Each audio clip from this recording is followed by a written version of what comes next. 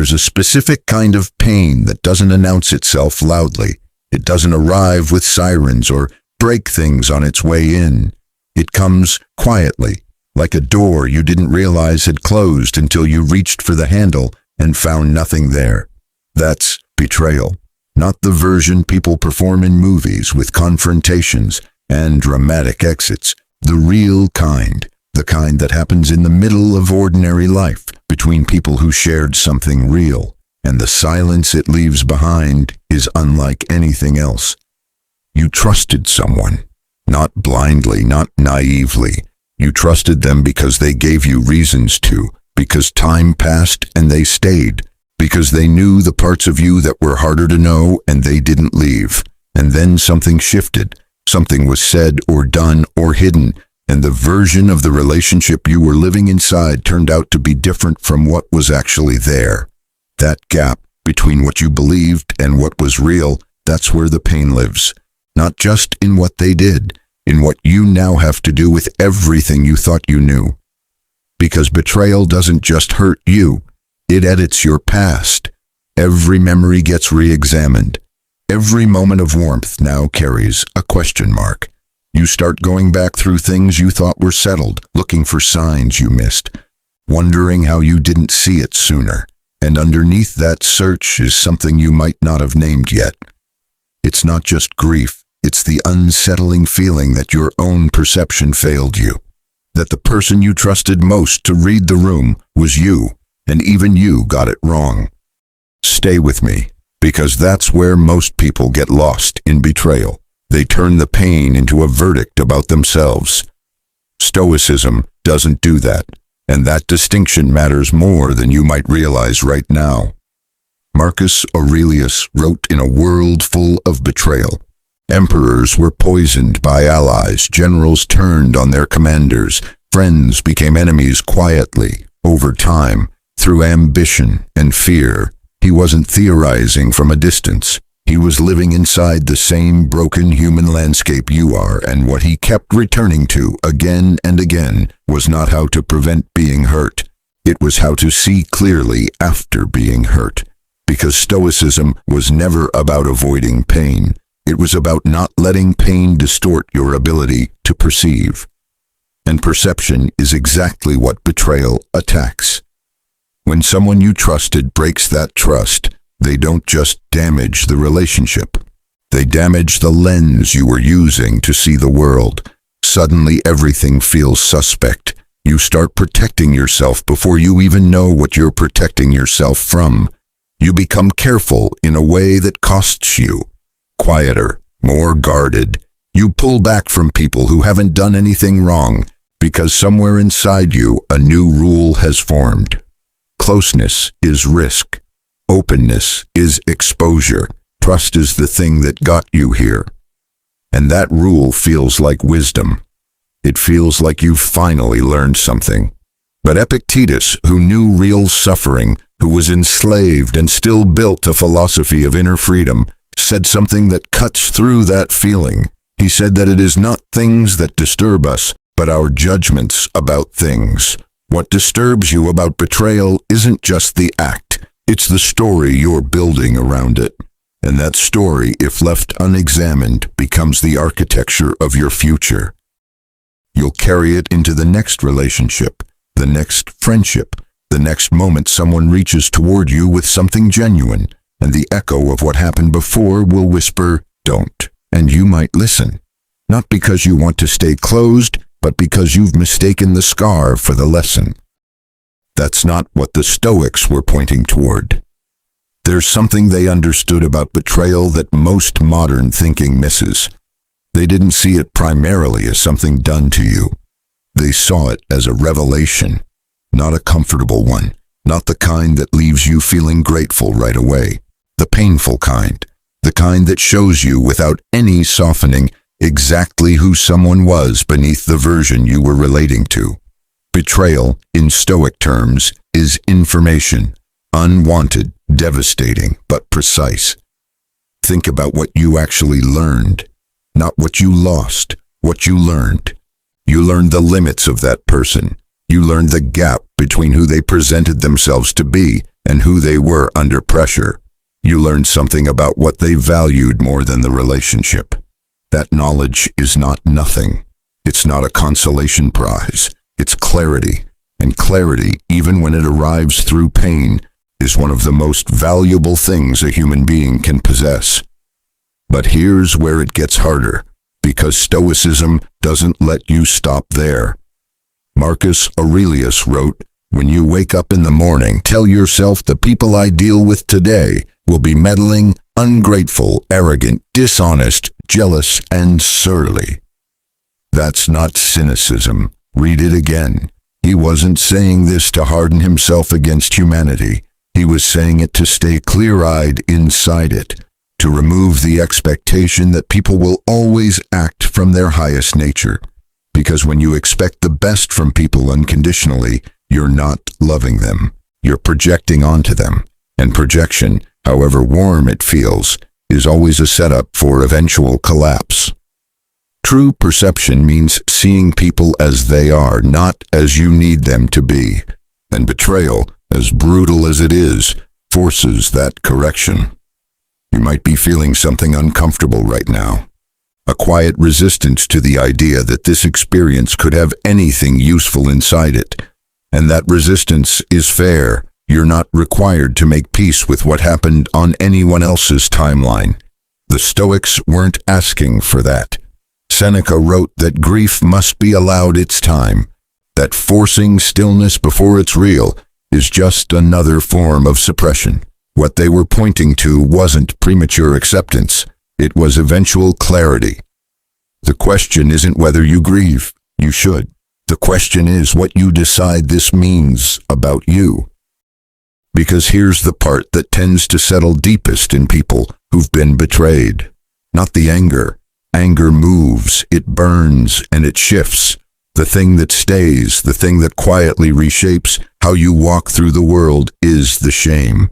The feeling that somehow your judgment was the problem, that you were foolish for trusting, that if you were smarter, more guarded, less open, this wouldn't have happened. Stoicism challenges that directly, not gently, directly. Choosing to trust is not a flaw. It is an expression of your values, and your values are yours. They are not determined by whether others honor them. Epictetus drew a sharp line between what is up to us and what is not. What is up to us are our choices, our values, our responses. What is not up to us is how other people behave, including whether they honor the trust you extended. You cannot control their character. You can only govern your own, and governing your own character includes choosing, again and again, to remain someone who is capable of trust, because the alternative is not safety, it's just a smaller life. There's a paradox hiding at the center of all of this. The people who have been most deeply betrayed often become one of two things. They become someone who closes off entirely, who never again lets anything fully in, who moves through relationships at a careful distance and calls that peace. Or they become someone deeper, someone whose capacity for genuine connection grows precisely because of what they survived. Not because the pain made them tough, but because it made them honest. Honest about people, honest about themselves, honest about the difference between surface and depth. The Stoics were pointing toward the second path, not because it's easier, because it's true.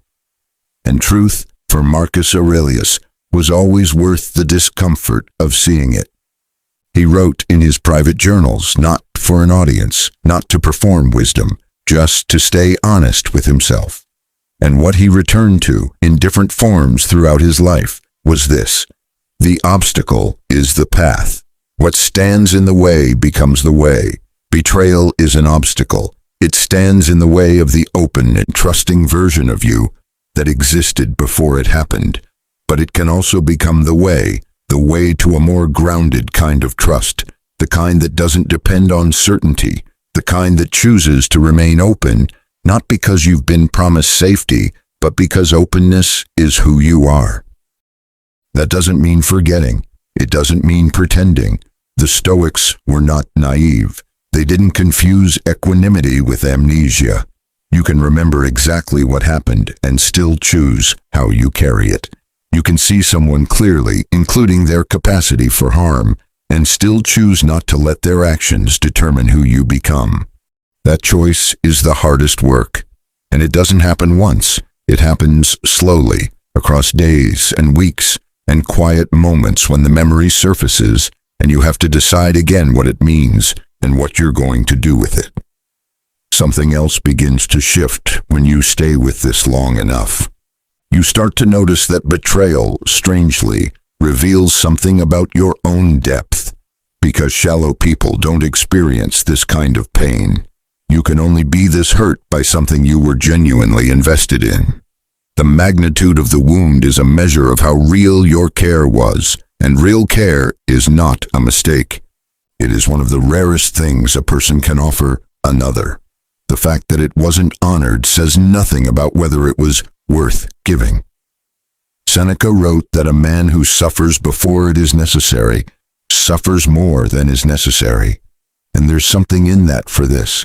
Not to dismiss what's real, but to ask gently how much of the suffering now is the event itself, and how much is the story you're telling yourself about what it means, about who you are, about whether you can trust yourself, about whether it's safe to be open again.